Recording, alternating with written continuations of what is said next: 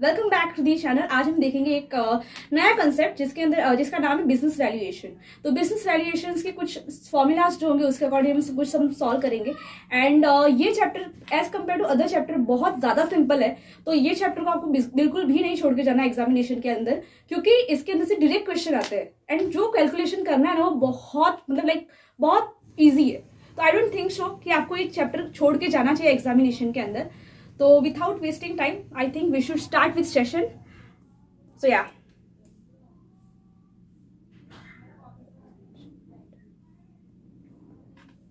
तो business valuation मतलब ये है कि बिजनेस को आप किस तरीके से वैल्यू करोगे। जब बिजनेस के अंदर क्या होते हैं, शेयर प्राइसेस जो हो गए फ्लक्चुएट होते रहते हैं।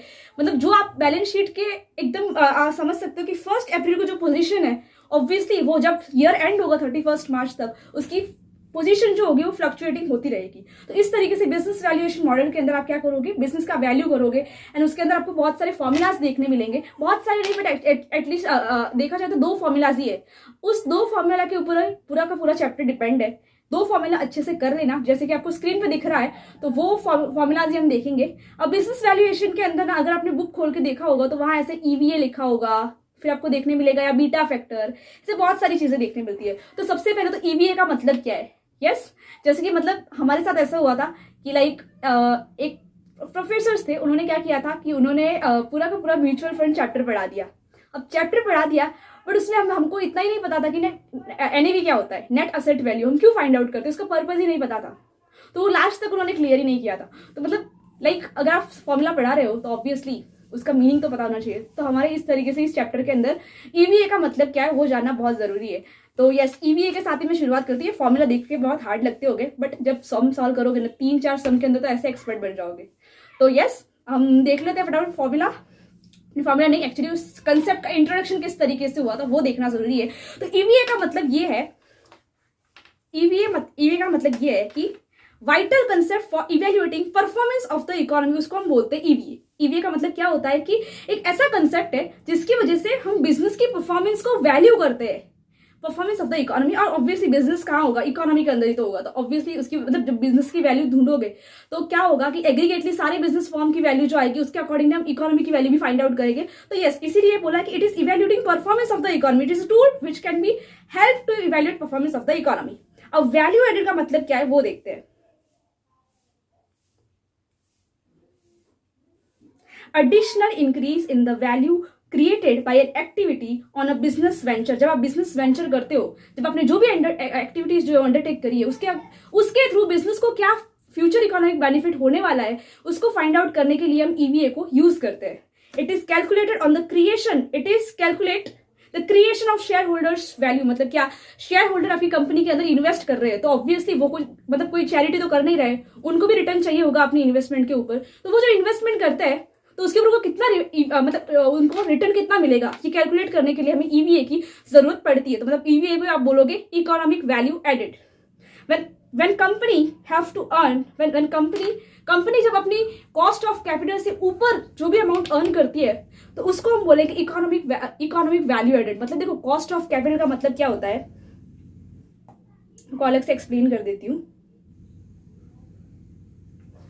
देखो, ये कॉस्ट ऑफ कैपिटल जो है कंपनी के लिए कॉस्ट होता है। मतलब कंपनी ने जो भी लिया होगा, cost of equity, cost of debt, cost of preference share, ऐसे सारे जो भी उसने सोर्सेस ऑफ फंड उसने लिए होंगे, तो उसके ऊपर ऑब्वियसली उसकी ऑब्लिगेशन होगी कि वो इंटरेस्ट पे करेगी, कहीं वो डिविडेंड पे करेगी। तो वैसे बहुत सारी ऑब्लिगेशन जो होती है वो आती रहती है। तो इसकी वजह से क्या होता है कि ये कॉस्ट ऑफ कैपिटल जो कंपनी है, मतलब जो पैसा लोगों के पास से, जनरल पब्लिक के पास से रेस करती है, ऑब्वियसली वो पैसा अपने पास तो रखने नहीं वाली, वो भी कहीं ना कहीं आगे जाके वो भी क्या करेगी, इन्वेस्ट करेगी। अब वो फर्म जो वो इन्वेस्ट करती है, फॉर एग्जाम्पल यहाँ मुझे जो कॉस्ट है वो मेरी 10% है, और यही जब मैं ये जो मुझे पैसा मिला है, मतलब ये सोर्सेस ऑफ फंड मैं ले रही हूँ, तो यहाँ मुझे 5 लाख से इक्विटी मिला है, मुझे यहाँ मैंने कॉस्ट ऑफ डेट लिया था, डेट मुझे समझो 2 लाख मिला है, और मुझे प्रेफरेंस शेयर कैपिटल 3 लाख मिला है। टोटल देखा जाए तो मेरा कैपिटल स्ट्रक्चर क्या है, 10 लाख का मेरा कैपिटल स्ट्रक्चर है। अब वो कैपिटल स्ट्रक्चर है तो ऑब्वियसली इसके ऊपर मुझे रिटर्न भी तो भरना पड़ेगा ना। कॉस्ट ऑफ इक्विटी को मैं डिविडेंड डिक्लेयर करूंगी, डेट के ऊपर मुझे इंटरेस्ट पे करना पड़ेगा, प्रेफरेंस शेयर के ऊपर प्रेफरेंशियल डिविडेंड देना पड़ेगा।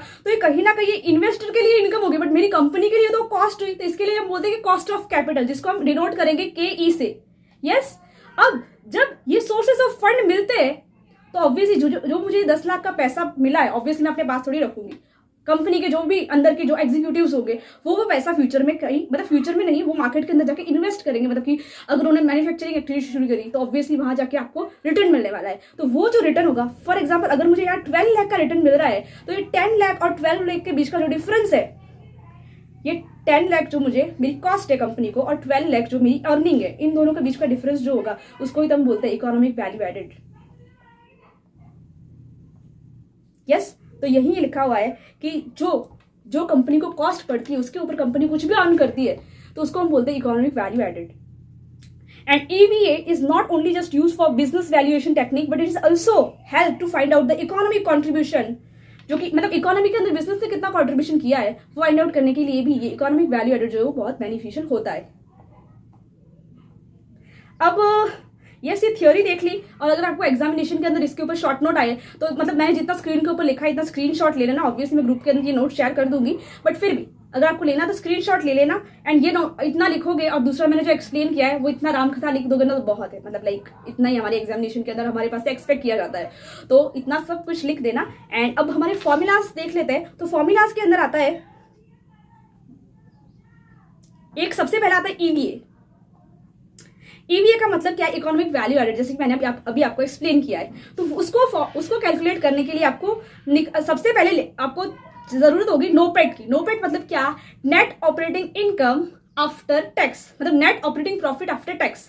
बट ये नोपेट कैसे कैलकुलेट होता है वो हम आगे देखेंगे। अब मैं जस्ट आपको बता रही हूँ नोपेट में से लेस क्या करोगे?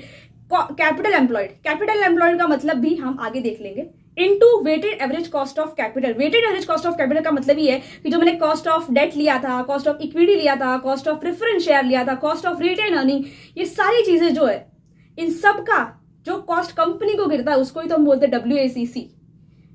यस, प्रीवियस सेमेस्टर के अंदर मैंने इस पे तो मैंने बहुत गला फाड़ा है, तो इतना तो आपको आना चाहिए WACC कैलकुलेट करना। और इसके अंदर WACC का ही कैलकुलेशन है, तो ऐसा कुछ हार्ड एंड फास्ट कैलकुलेशन आता नहीं है। पिछले सेमेस्टर के कॉन्सेप्ट ही है यहाँ क्या होने वाले, अप्लाई होने वाले हैं। इतने हार्ड नहीं है, अगर आपने नहीं अटेंड किया होगा तो कुछ नहीं, देख लेंगे सम्स के साथ। तो यहाँ ये फॉर्मूला फर्स्ट वाला फॉर्मूला आप हमेशा यूनिफॉर्मली यूज करोगे, क्योंकि देखो 2-3 फॉर्मूला आएंगे अंदर, आपको हमेशा फर्स्ट फॉर्मूले को ही प्रेफरेंस देना है। आपको ये सेकंड वाला फॉर्मूला है उसके अंदर बोलते हैं कि EVA मतलब क्या? Economic value added is equal to ROCE, मतलब कि रिटर्न ऑन कैपिटल एम्प्लॉयड। जो भी आपने कैपिटल एम्प्लॉयड है उसके ऊपर कंपनी को क्या रिटर्न ऑन, मतलब कितना रिटर्न मिल रहा है वो, माइनस करोगे WACC मतलब क्या? कंपनी को कॉस्ट कितनी गिर रही है वो, तो नेट बेनिफिट मिलेगा उसको, मतलब। और ये सारा जो डेटा होगा ना, ये वाला डेटा आपको परसेंटेज फॉर्म में दिया होगा। अब उस परसेंटेज फॉर्म को आप मल्टीप्लाई कर लोगे कैपिटल एम्प्लॉयड से, तो आपको मिल जाएगा EVA। ये मेथड थोड़ी कॉम्प्लिकेटेड हो जाएगी क्योंकि यहाँ ROCE का कैलकुलेशन भी कुछ अलग होगा। ऐसा नहीं है कि डायरेक्ट आप PBIT मतलब कि profit before interest and tax आप ले लोगे, ऐसा बिल्कुल भी नहीं होगा। एंड आगे इस फॉर्मूला का मतलब ये पहले वाला फॉर्मूला का मैंने बहुत गंदी तरीके से बोलते हैं ना, चीर हरण किया, मतलब मैंने पूरा इसको बाइफिकेट कर दिया है एंड वो अच्छे से समझ जाएगा आपको। एंड दूसरा, जब मैंने पेपर का एनालिसिस किया था पीछे, आप खुद देखोगे अपनी बुक के पीछे, प्रीवियस 2 सेमेस्टर के अंदर जो पेपर पूछा गया था कुछ भी नहीं था इस चैप्टर के अकॉर्डिंगली। जो क्वेश्चंस थे उसके अंदर था आपको एक तो EVA फाइंड आउट करना है, दूसरा उसके अंदर था कि आपको मार्केट वैल्यू कुछ ऐसा कुछ बीटा फैक्टर का एक कंसेप्ट आएगा, उसके अकॉर्डिंग आपको मार्केट वैल्यू जो है वो कैलकुलेट करनी थी। और तीसरा क्वेश्चन था उसके अंदर की वैल्यू ऑफ फर्म आपको कैलकुलेट करनी है। तो वैल्यू ऑफ फर्म का फॉर्मूला हमको जैसे पता है कि PBIT जो हम अर्न करते हैं, PBIT अपॉन आप करोगे WACC मतलब कंपनी को कितनी कॉस्ट हो रही है, तो जितना KO होगा, इसको हम बोलते हैं WACC को बोलते हैं KO से डिनोट किया जाता है। तो PBIT डिवाइडेड बाई KO करोगे तो आपको मिल जाएगा ओवरऑल वैल्यू ऑफ फर्म। अब उसके अंदर टैक्स का मॉडल होगा तो अलग होगा, मतलब कि इंटरेस्ट फैक्टर आएगा तो WACC की मतलब कि वेटेड वैल्यू ऑफ फर्म बदल जाएगी। बट जहां आपको सिर्फ और सिर्फ नॉर्मली इक्विटी का ही दिया होगा तो वहां आपको फॉर्मूला ये होगा कि लाइक PBIT अपॉन KO मतलब क्या? आपका K तो KO हो जाएगा। क्यों? क्योंकि देखो weighted average cost of capital के अंदर हम क्या लेते हैं? इक्विटी के ऊपर कितनी कॉस्ट पे करी, डेट के ऊपर कितनी कॉस्ट पे करी, इन सबका कॉम्बिनेशन होता है। अब मेरे पास सिर्फ इक्विटी है तो ऑब्वियसली डायरेक्ट जो मेरा कॉस्ट ऑफ इक्विटी होगा वही मेरा ओवरऑल कॉस्ट ऑफ कैपिटल बन जाएगा। यस। और दूसरी एक बहुत इंपॉर्टेंट बात है, क्वेश्चन के अंदर जो डेटा आएगा उसके अकॉर्डिंगली देखेंगे। यहाँ आपको मैं 2 टर्म आपको एक्सप्लेन करती हूँ, इन दोनों के बीच का डिफरेंस जानना बहुत जरूरी है। एक होता है कॉस्ट ऑफ कैपिटल एंड दूसरा होता है overall cost of capital.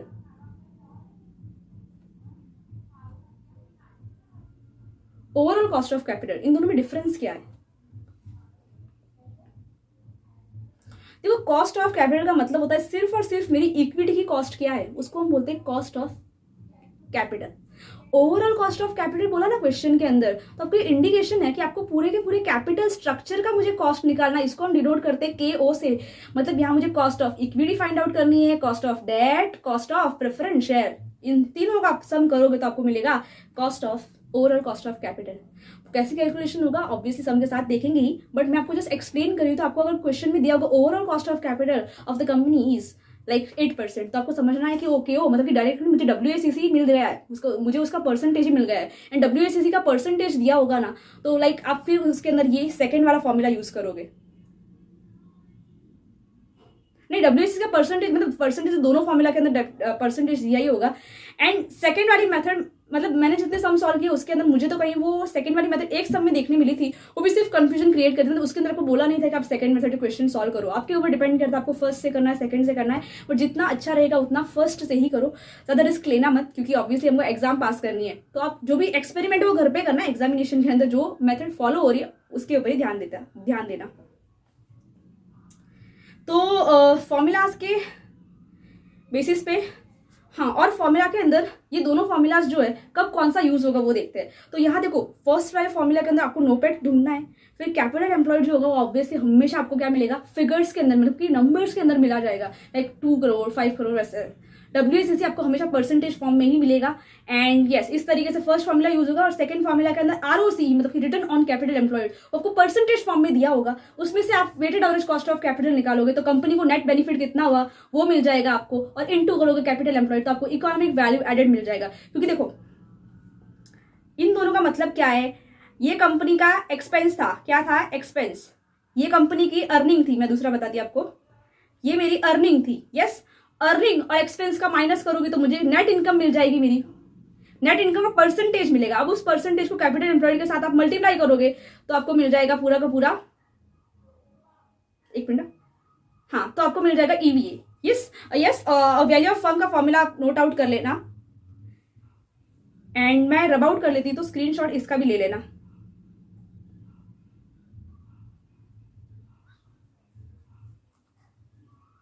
Yes, तो ये स्क्रीनशॉट ले लेना। अब सेकंड पेज पे आ जाते हैं, स्क्रीनशॉट रुकना है, वैल्यू ऑफ फर्म, और ये फॉर्मूला जो है मैंने पिछले एग्जामिनेशन के अंदर, पिछले ऐसे उसके अंदर ये फॉर्मूला देखा था, ये थ्योरी जो थी वो मैंने आपको बता दी है, तो इसका भी स्क्रीनशॉट ले लो। और अब उस फॉर्मूला जिसको मैंने बोला था मैंने बहुत बाइफरकेट करके दिया है। तो यस, इकोनॉमिक वैल्यू एडेड का मतलब होता है कि नोपेट को किस तरीके से कैलकुलेट करते हैं। अब बात आते हैं क्वेश्चन के मेन फॉर्मूला के ऊपर। नोपेट हम इस तरीके से कैलकुलेट करेंगे, जैसे सबसे पहले आपको मिलता है प्रॉफिट, पीबीआईटी आपको पता ही है ना किस तरीके से कैलकुलेट करते हैं, चलो वो भी बता ही देती हूँ।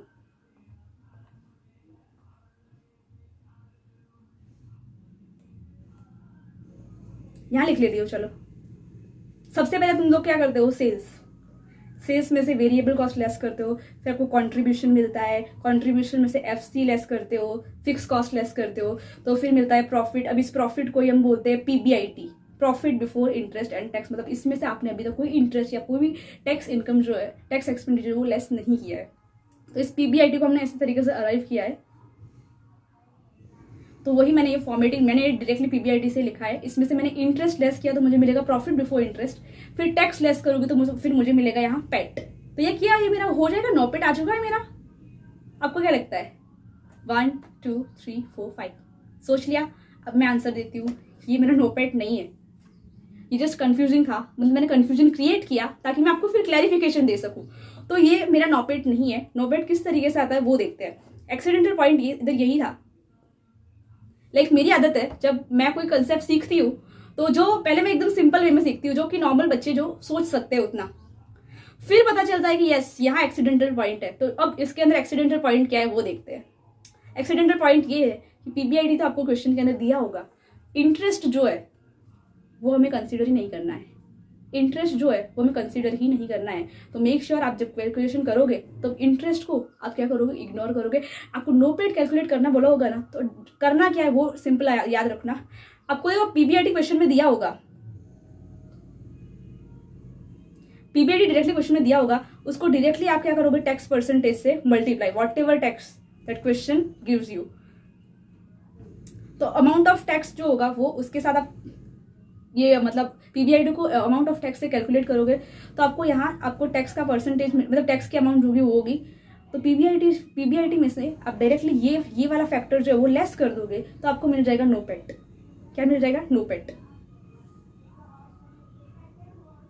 यस, तो आई थिंक सो, मुझे लगता है अब आपको नो पेड का डिफरेंस जो है वो पता चल चुका होगा।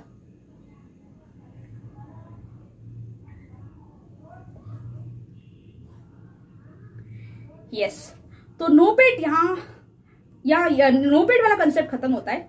हम देखते हैं अभी इंटरेस्ट क्या, अभी देखते हैं कैपिटल एम्प्लॉयड। कैपिटल एम्प्लॉयड के लिए मैंने क्या किया है, कैपिटल एम्प्लॉयड के लिए मैंने बैलेंस शीट ड्रॉ करी है। अब देखो, जैसे कि आपको पता है, ऑब्वियसली हम फाइनेंस के स्टूडेंट है, तो हमको पता है ये बैलेंस शीट किस तरीके से फॉर्मुलेट होती है। और ये बैलेंस शीट जो मैंने 11th-12th वाली बैलेंस शीट बनाई है, क्योंकि आपको क्वेश्चन में भी ऐसे ही देने वाले हैं, तो मुझे शेड्यूल 3 वाली बैलेंस शीट बनाने की जरूरत नहीं है। तो होगा क्या यहाँ, वो देखते हैं। बैलेंस शीट के अंदर मैंने लिखा है असेट्स एंड लाइबिलिटीज। लाइबिलिटीज के अंदर जैसे कि हमको फॉर्मेट पता है, उस तरीके से हम देखते हैं कि कैपिटल एम्प्लॉयड कैसे मिलेगा। सबसे पहले लाइबिलिटी के अंदर होता है फिक्स कैपिटल, मतलब कि फिक्स सोर्सेज ऑफ फंड, और एक मतलब कि जो हमारा old capital plus borrowed capital होगा उसको ही हम बोलते हैं क्या, कैपिटल एम्प्लॉयड। ओल्ड कैपिटल का मतलब ही होता है कि share capital plus preference share capital, और दूसरा आपका आएगा बोरोड कैपिटल। बोरोड कैपिटल के अंदर आता है नॉर्मली डिबेंचर्स। यस, तो इस तरीके से आपको मिल जाएगा कैपिटल एम्प्लॉयड। बट अगर क्वेश्चन के अंदर रिजर्व्स एंड सरप्लस दिया हो तो उसका क्या होगा, तो उसको भी आप ओल्ड कैपिटल के अंदर आप क्या करोगे, ऐड करोगे। मतलब कि कैपिटल एम्प्लॉयड के अंदर क्या क्या चीजें कंसिस्ट हो गई वो मैंने आपको चारों चीजें जो है वो मैंने लिख के दी है। एक तो आएगा इक्विटी शेयर कैपिटल, प्रेफरेंस अगर दिया होगा तो, बट नॉर्मली कोई भी क्वेश्चन के अंदर preference I don't think so दिया है, बट दिया होगा तो ऐड कर देना। रिजर्व्स एंड सरप्लस ऑब्वियसली दिया ही होगा। Long term capital, long term date, not capital, long term date, ये पांचों चीजें जो, ये चारों चीजें बन के आपको मिलेगा क्या, ओवरऑल सॉरी कैपिटल एम्प्लॉयड मिलेगा। अब कैपिटल एम्प्लॉयड को कैलकुलेशन करने के लिए एक और भी टाइप, मतलब एक और भी मेथड है, वो भी देख लेते हैं।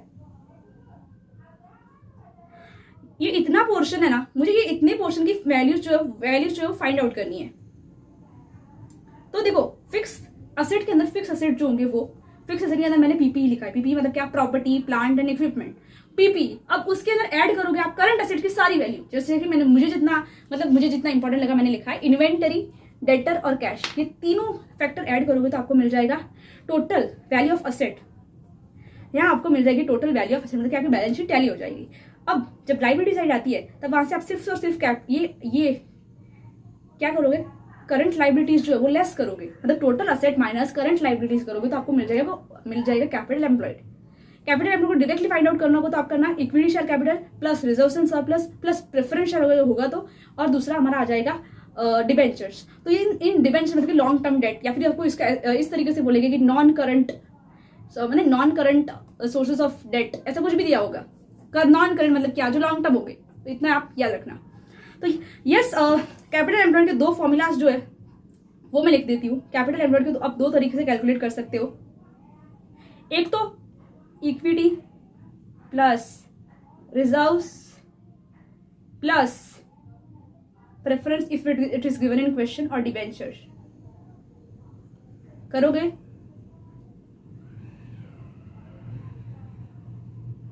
तो यहां आपको डायरेक्टली मिल जाएगा कैपिटल एम्प्लॉयड, ये फर्स्ट मेथड से। सेकंड मेथड ये होगी, काफी बार क्वेश्चन के अंदर डायरेक्टली आपको इक्विटी शेयर कैपिटल मतलब इतना फिगर्स नहीं दिया होगा, तो आपको क्या करना होगा, टोटल पहले असेट करोगे। टोटल असेट का मतलब समझ रहे हो, fix asset plus current asset, minus क्या करोगे, सिर्फ और सिर्फ करंट लायबिलिटीज, तो आपको मिल जाएगा कैपिटल एम्प्लॉयड। यस, और WACC का मतलब तो पता ही, इतनी मैंने रामकथा बोली थी अभी। लाइक WACC का मतलब ये होता है कंपनी अपने कैपिटल स्ट्रक्चर के ऊपर जो भी एक्सपेंसेस जो है वो मतलब उसको बियर होते हैं, for example dividend, interest, expense वगैरह वगैरह, तो वो इन्वेस्टर्स को देगी, इन्वेस्टर के लिए इनकम होगी, बट आपकी कंपनी के लिए वो कॉस्ट होगी। तो वो ओवरऑल कॉस्ट ऑफ कैपिटल, सब सोर्सेज ऑफ फंड का कितना एक्सपेंस कंपनी को हो रहा है, तो परसेंटेज फॉर्म के अंदर ऑब्वियसली मैं जब आप शुरुआती क्वेश्चन सॉल्व करोगे तो वहां आपको दिया होगा, फिर आपको बोलेंगे कैलकुलेट करो, तो जैसे आएगा कैलकुलेशन वैसे हम देखते रहेंगे। और आई डोंट थिंक सो इतना इस फॉर्मूले के ऊपर इतना टाइम स्पेंड करना चाहिए, क्योंकि बहुत इससे डिटेलिंग आपको मिल ही नहीं सकती है। अब मैंने जितना हो सका मैंने कर लिया है। यस, तो फॉर्मूलाज तो आज ये एक फॉर्मूला के ऊपर ही पूरा चैप्टर डिपेंड है। और दूसरा ना बीटा वाला ये एक फैक्टर है, बीटा फैक्टर वाला एक कंसेप्ट है। बीटा फैक्टर का मतलब क्या होता है कि जो देखो आप इक्विटी की वैल्यू जो है वो बुक वैल्यू जो होती है वो हमेशा वैसे की वैसे तो रहने नहीं वाली। मतलब बुक वैल्यू मतलब कि मार्केट वैल्यू जो होती है इक्विटी की वो फ्लक्चुएटिंग होती है।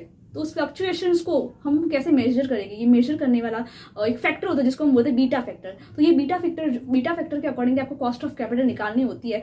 तो वो मैं आपको अभी एक्सप्लेन नहीं करती हूँ, अभी हम 2-3 सम देख लेते हैं फटाफट से। ये बीटा फैक्टर वाला जो है वो मैं आपको कल एक्सप्लेन करूंगी जब इसका सम आएगा तब। यस, तो अभी हम ना फटाफट देख लेते हैं, हमारा सम जो है वही देखते हैं।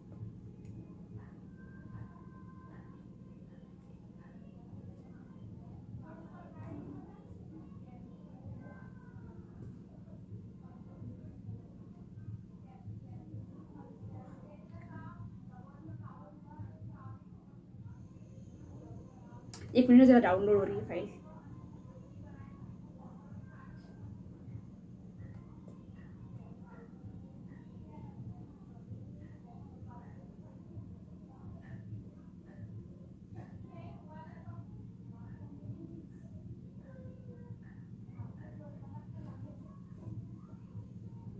यार मेरे बाजू में इतने फालतू बोगस सॉन्ग बज रहे हैं ना।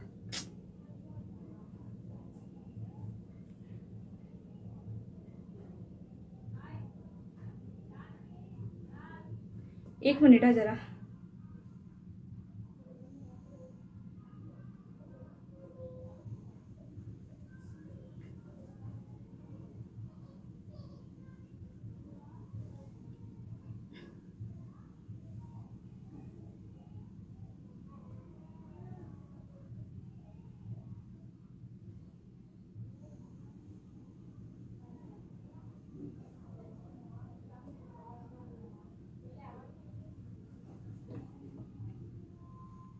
यस,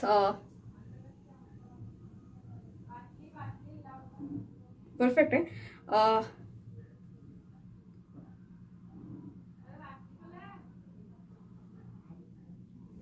तो इलिस्ट्रेशन नंबर 3 के ऊपर देखो, फटाफट आ जाओ।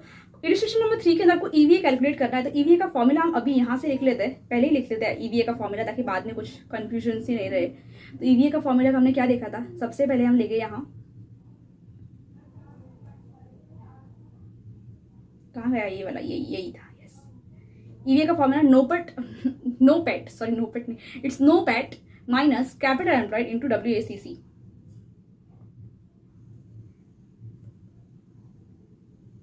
नोपेट माइनस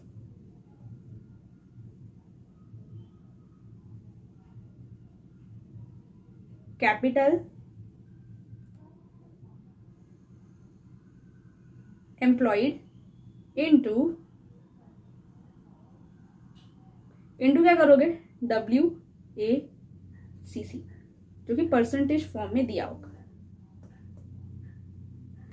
अब नोपेट दिया हुआ है क्वेश्चन के अंदर, तो देखो मैंने आपको बताया था कि नोपेट मतलब क्या, total asset minus current liabilities. तो आपको नोपेट जो डायरेक्टली नहीं दिया हुआ है, नोपेट नहीं सॉरी कैपिटल एम्प्लॉयड ये बोल रही, मैंने गलती से बोल दिया, देखो मैं फिर से बोलती हूँ।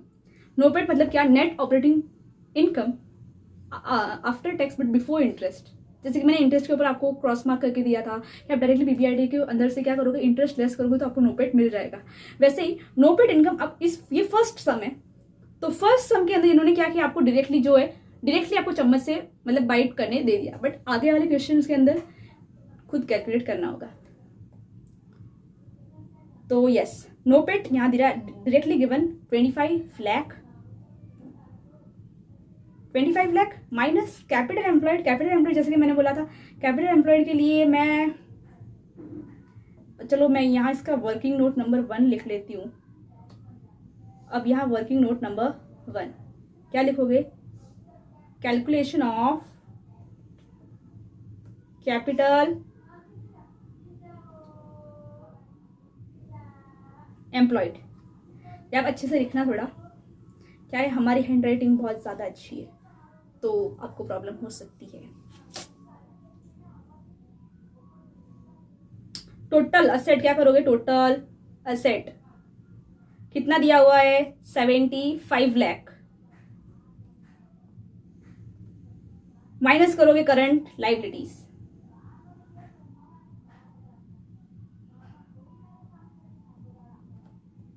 करंट लाइबिलिटीज के अंदर कितना दिया हुआ है, 15 लाख,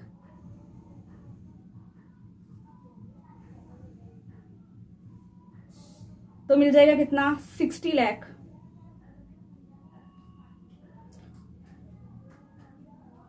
60 लाख मिल जाएगा आपको क्या, कैपिटल एम्प्लॉयड।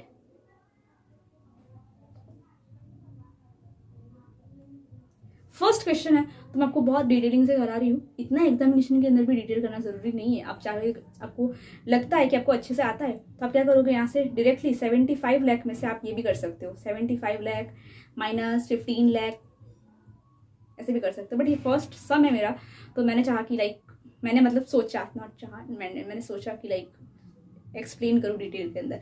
यस, 60 लाख। अब WACC आपको दिया है क्वेश्चन के अंदर, weighted average cost of capital, obviously 10% given, तो आपको यहाँ मिल जाएगा आंसर।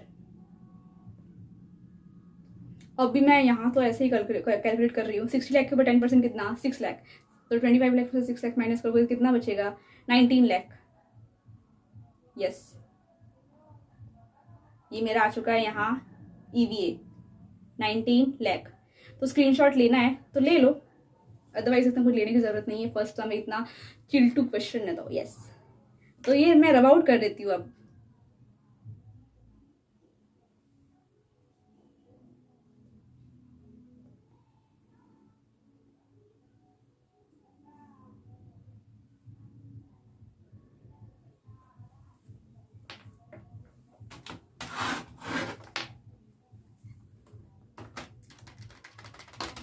ओके, क्वेश्चन नंबर 4 देखते हैं। Consider a firm that has existing asset in which it has capital invested of 11 crore, sorry 11 crore नहीं, 100 crore, post tax operating income on asset is 15 crore, the return on capital employed is 15%, the expected to be sustained in the future। Okay, मतलब आपको कितना मिलने वाला है capital employed के ऊपर return, वो दिया है फ्यूचर के अंदर। और दूसरा दिया है company has capital cost of 10% and estimate the present value of EVA of the firm from it asset. तो देखते क्या, पहले तो देखना है कि क्वेश्चन के अंदर दिया क्या क्या है। तो 100 जो क्या है मेरा कैपिटल इन्वेस्टेड। अब आप याद रखना, जब मैंने सम्स मैंने आपको नोट्स के अंदर बताया था ना, उसके अंदर देखो, ये देखो मैंने कैपिटल इन्वेस्टेड लिखा है। क्यों लिखा है पता है, जब मैंने क्वेश्चन सॉल्व किया था तब मैंने देखा कैपिटल इन्वेस्टेड हो, मतलब कैपिटल इन्वेस्टेड का मतलब क्या है, कैपिटल एम्प्लॉयड। तो क्वेश्चन के अंदर आपको कैपिटल इन्वेस्टेड दे तो इसका मतलब ये है कि आपको अज्यूम करना है कि वो, अज्यूम नहीं, उसका मतलब ये है कि आपको करना क्या है, उसको मानना है कि हमारा कैपिटल क्या है, इन्वेस्ट, मतलब कि कैपिटल एम्प्लॉयड है, जो जिसको हम बोलते हैं कैपिटल इन्वेस्टेड। यस, तो जैसे कि बताया कैपिटल इन्वेस्टेड मिल चुका है मुझे, कैपिटल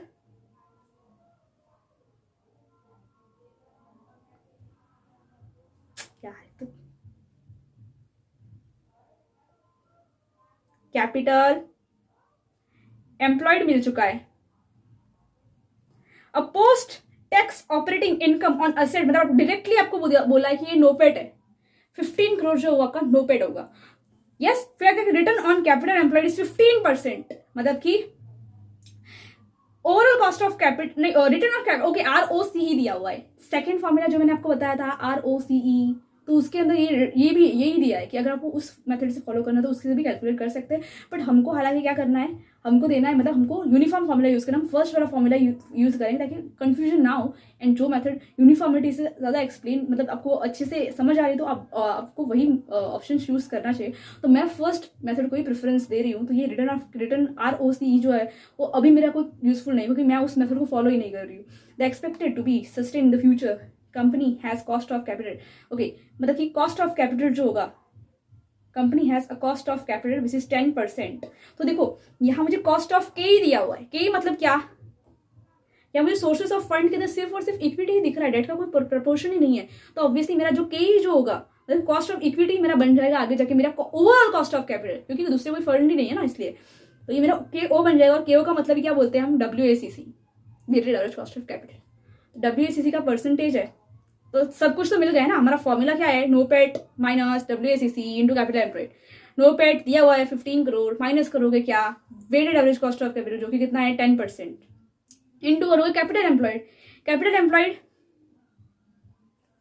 एम्प्लॉयड को दिया है, ओके कैपिटल एम्प्लॉयड यहाँ नहीं दिया है, but yes okay capital employed यहाँ नहीं दिया, तो आपके पास और दूसरा कोई ऑप्शन नहीं बचता है। अब आपको सेकंड फॉर्मूला यूज करना पड़ेगा, तो सेकंड फॉर्मूला का यूज भी यही है। यस मुझे लगा यहाँ आपको ओवरऑल कैपिटल एम्प्लॉयड को दिया है, बट यस क्वेश्चन में यहाँ कैपिटल एम्प्लॉयड कहीं भी नहीं दिया है, तो इसका मतलब क्या है, आपको इंडिकेशन है। ओके नहीं दिया है, सॉरी यार मैं क्या गड़बड़ कर रही हूँ, दिया हुआ है कैपिटल एम्प्लॉयड, दिया हुआ है, यहाँ ही तो दिखा था कैपिटल एम्प्लॉयड है। चाहिए क्या है मुझे, कैपिटल एम्प्लॉयड चाहिए, weighted average cost of capital मिल चुका है, NOPAT गिवन, देन मुझे और क्या चाहिए यार, मिल गया ना फर्स्ट फॉर्मूला से। सेकंड फॉर्मूला यूज करना है तो आप कर सकते हो, बुक वालों ने सेकंड फॉर्मूला यूज किया है, या वो ये यूज किया है देखो ये क्या 15% ROC माइनस WACC इनटू करोगे कैपिटल इन्वेस्टेड कितना है 100 करोड़, तो आपको डायरेक्टली 5 करोड़ मिल जाता है। फर्स्ट मेथड से करोगी तो भी क्वेश्चन मतलब आंसर गलत नहीं होगा। फिर क्वेश्चन नंबर 5 के साथ मैं ये सेशन वाइंड अप करूंगी। नेक्स्ट सेशन के अंदर कुछ ज्यादा कुछ खास मतलब इतना कुछ सिखाना है नहीं, 2 सम के साथ ये चैप्टर भी खत्म हो जाएगा।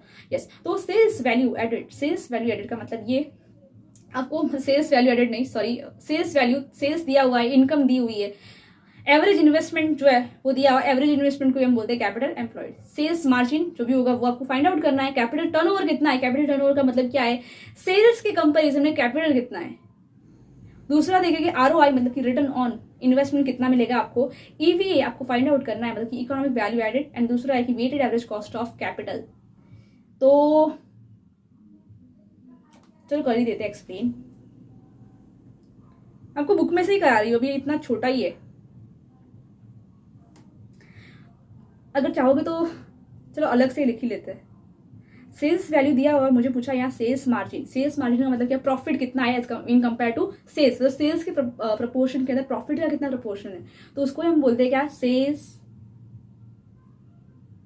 मार्जिन।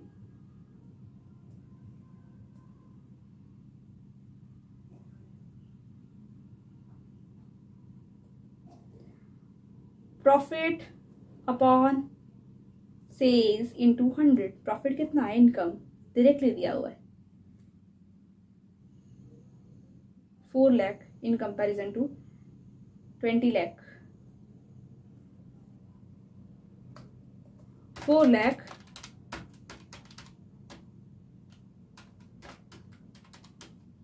20% आ रहा है।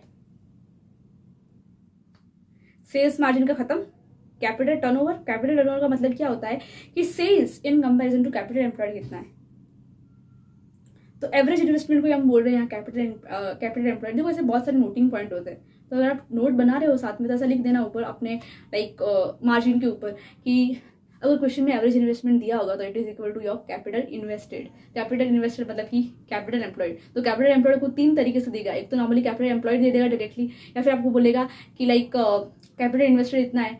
थर्ड जो हमें देखने मिला अभी कि कैपिटल एवरेज इन्वेस्टमेंट मैंने इतनी की है, तो ये सारा क्या है, कैपिटल एम्प्लॉयड ही होता है। तो इसके अलग अलग नाम हो गए एंड नोट कर लेना, तो एग्जामिनेशन के अंदर मतलब कंफ्यूजन नहीं होगा।